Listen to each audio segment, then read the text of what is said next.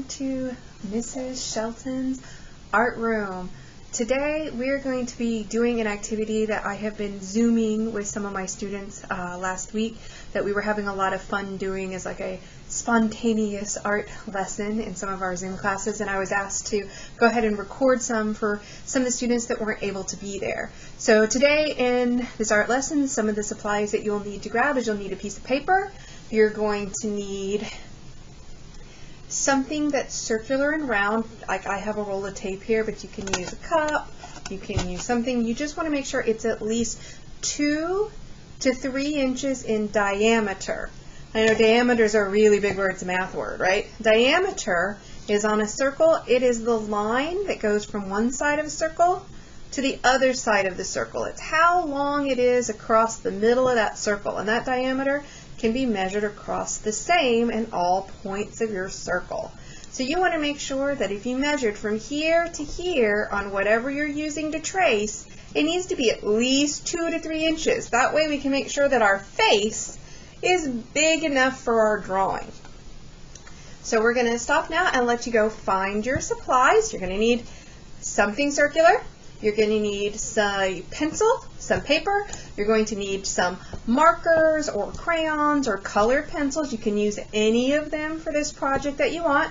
I have chosen to use a bunch of highlighters I had left at my house and some more of my markers to make it bright. But I've had kids and I've done some with colored pencils and with crayons as well. If you want to paint this one, you can paint it and be creative. So whatever you have at home is going to work. So I'm going to pause now and let you go gather your supplies.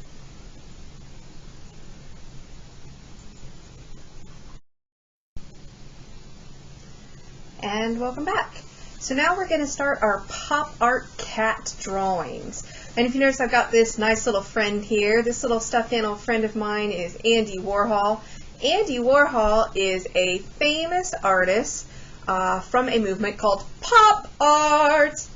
And pop art is known for using bold, bright colors, using things from popular culture, and using everyday objects as art. It is also known for having comic book style art and lithography printing, and it is an extremely fun and popular art movement.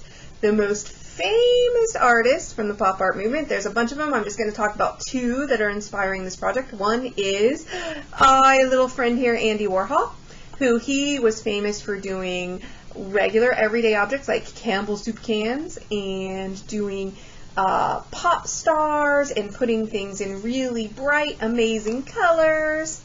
The other one is an artist, which I do not have a stuffed animal for, but his name was Roy Lichtenstein. I know, it's a fabulous name and difficult to say.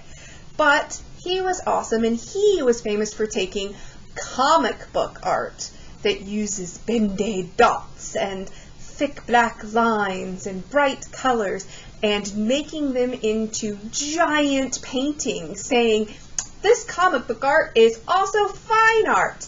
So I would encourage everybody to take a second, go online, and go look up some Andy Warhol and some Roy Lichtenstein. I also, if you were in one of my Zoom classes, I linked you to a virtual art museum tour for Andy Warhol's art for kids. So if you're online, go to some of these 4 kids sites and have a look around and come back, and we're going to be using these as inspiration for our pop art brightly colored cats.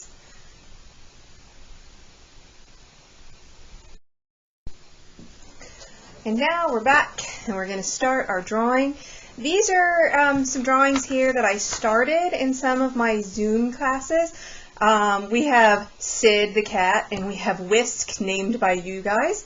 I also let you kind of pick some colors, like in the class that we started this project in, they picked for my cat to be green and blue. So when we get to the coloring part, I want y'all to understand that you can pick any fun colors you want, because the fun part of doing pop art is that nothing is the normal colors that it normally is. So you can be super creative and make super bright, amazing things. So this is Sit and Whisk. At the end of this video, for the kids that I started these with, I will do a fast forward where I finish both of these, and you'll get to see my backgrounds and how we began drawing. Notice I have two different colored eyes and different types of eyes. And move these out of the way. I'm going to start with a blank piece of paper. As we're going to start by placing our circle. So I'm going to place my circle. And if you want to leave room to put something fancy on top of your cat's head, like I put a crown on Sid, you want to leave a little bit more space between the top and here.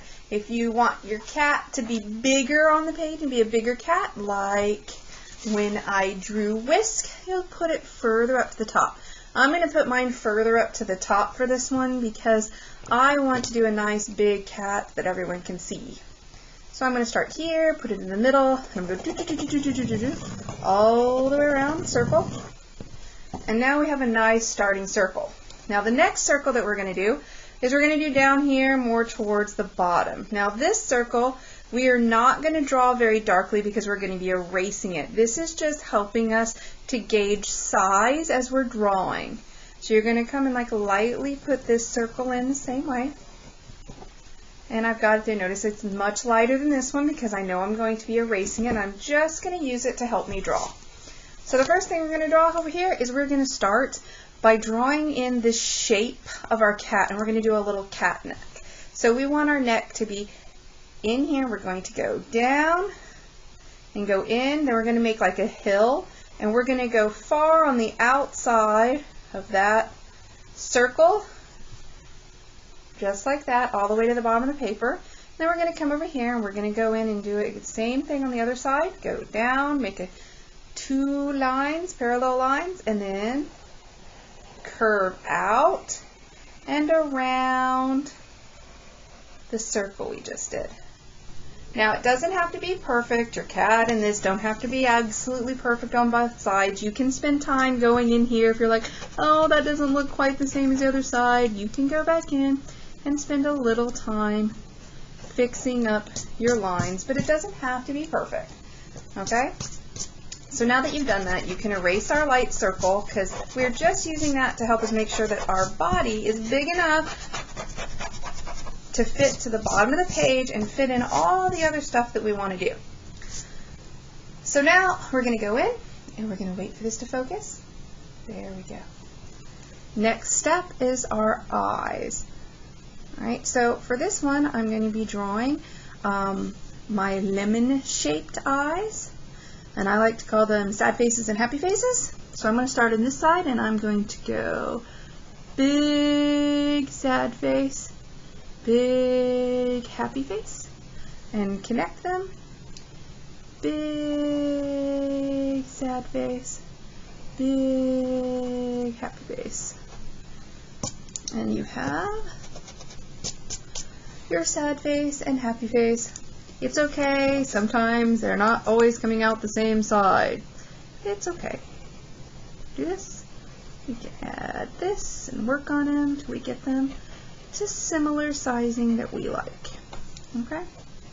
And then we're going to add in our iris and our pupil. If you remember from the very first video I made on this channel where we did our color wheel eyes, I'm going to do two lines here to represent the outside iris part of our eyes, and I'm making them really big, and then I'm going to come in and I'm going to add kind of a circle here, but I'm letting it kind of go to the top and not be directly centered this time, almost like the cat is looking up a little bit.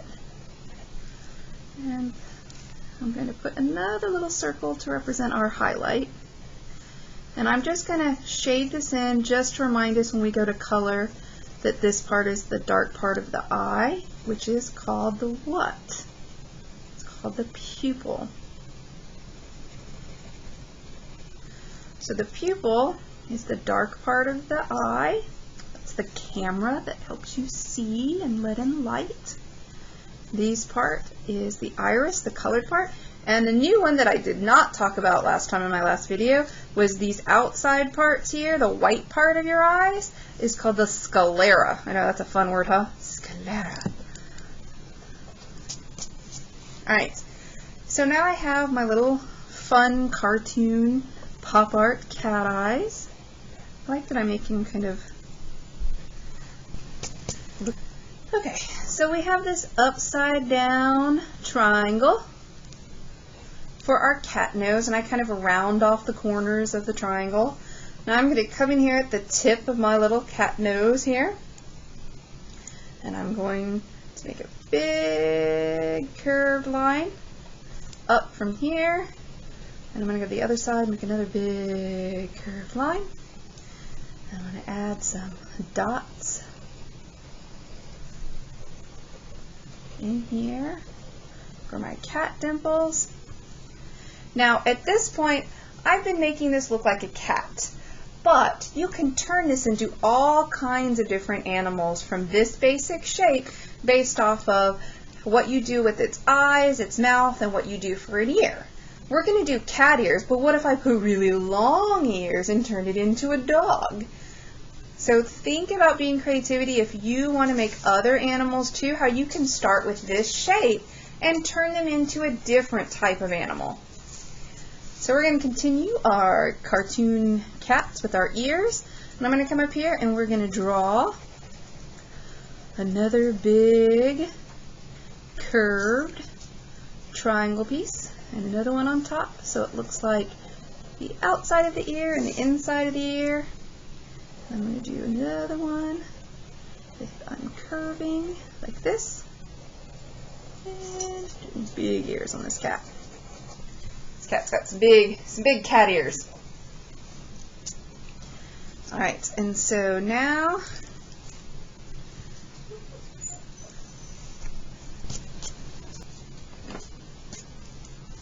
it's time to add our tail. So I'm going to add a cat tail on this side. I'm going to come here and I'm going to do a big curved line, almost like an upside down S. I'm going to curve over at the top and then follow my line down.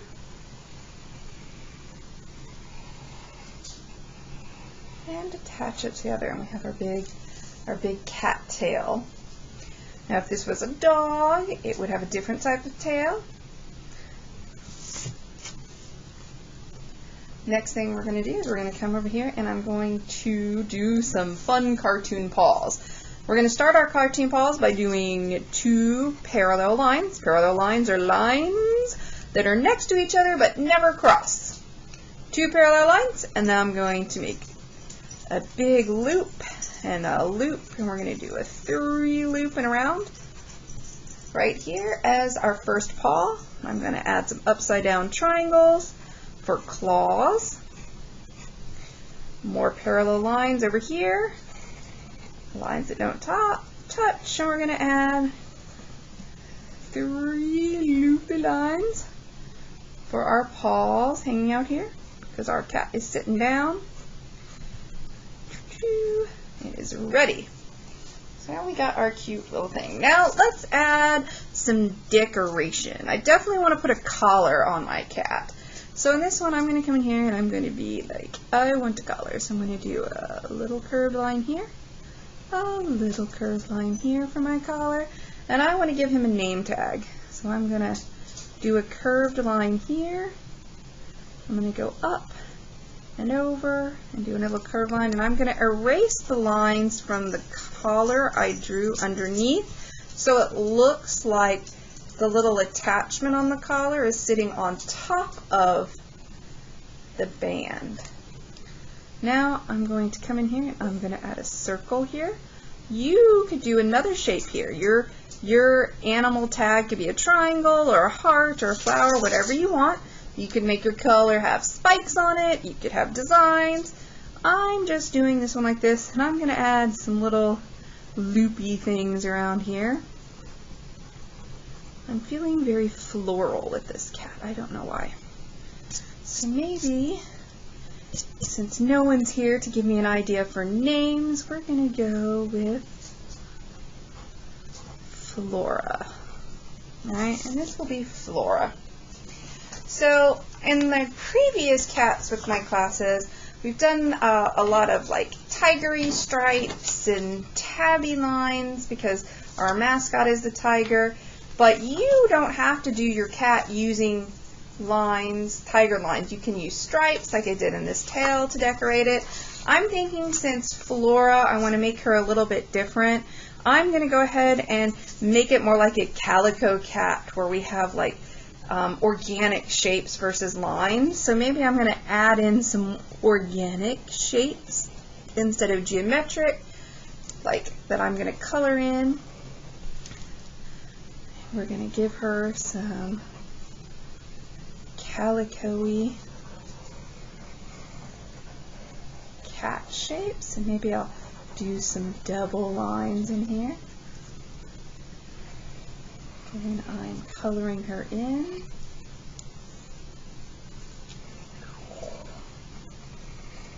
Maybe I'll make this one here. This.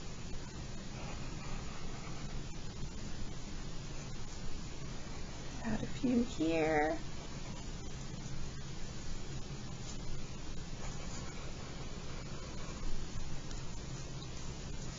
Maybe she's got some little lines around her ear. And here. Have some more lines. Alright, I'm going to now start a fast forward as I finish decorating my cat. In the fast forward, you're going to see us decorating the cat, and you're going to see me start doing my background. So I'm going to get your background set up before I finish decorating my cat.